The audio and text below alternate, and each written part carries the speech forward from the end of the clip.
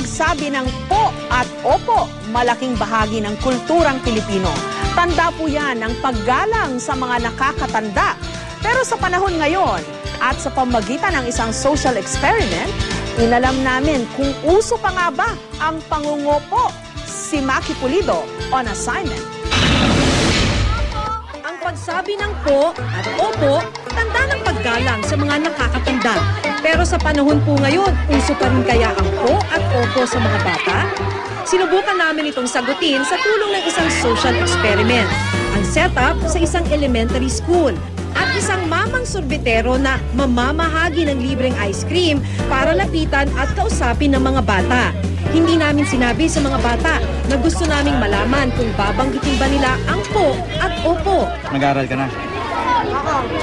Ano sinulat na yun? English? Nakauwi ka na ba yan? Ginawa mo yung assignment mo?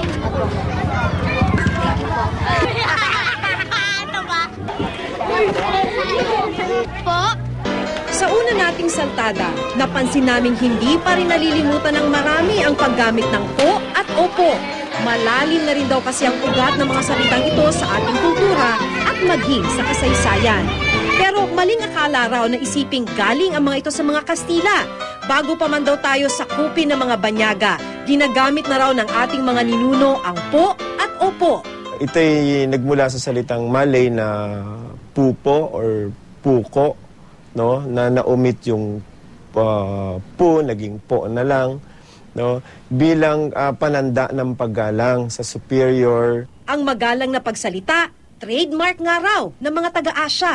Sa Thailand, meron namang senyas na ganito, no? Pero meron din silang it. Balik tayo sa ating mamang sorbetero. Habang tumagal at naging komportable ang mga bata, sila unti-unti na ring nalimutan ng ilang bata ang magsabi ng po at opo. Amen. Dalawa lang po yan.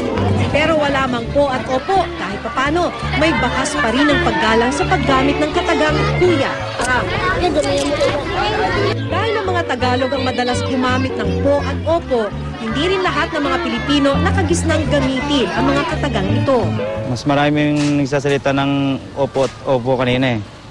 Yung nawala ng tatanong, wala nang nag-opo. Bakit po? Kung ang ilan ay sasawalang bahala ang po at opo, may ilan naman daw na sa ibang konteksto ito ginagamit. Halimbawa, narito ang fos ng mga Jejemon at po ng gay lingo. Nagsabihin artificial, kumbaga parang expression lumalabas ang po at opo. Kamusta po, salamat po, pa nga pu. Opo! Mapamamang sorbetero man o sino mang mas nakakatanda ang kausap ng isang bata, mahalagang hindi mawala sa kanilang bokabularyo ang paggalang sa pamamagitan ng po at opo. Ang responsibilidad ng pagtuturo nito nasa balikat ng mga magulang at maging ng mga guro. Harinaway, huwag po nating kalimutan ang mga katagang ito na bahagi na ng ating pagkakakilanlan bilang magagalang na Pilipino.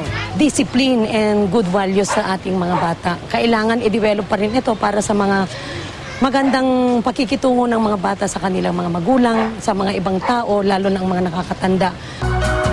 Maki Pulido, GMA News.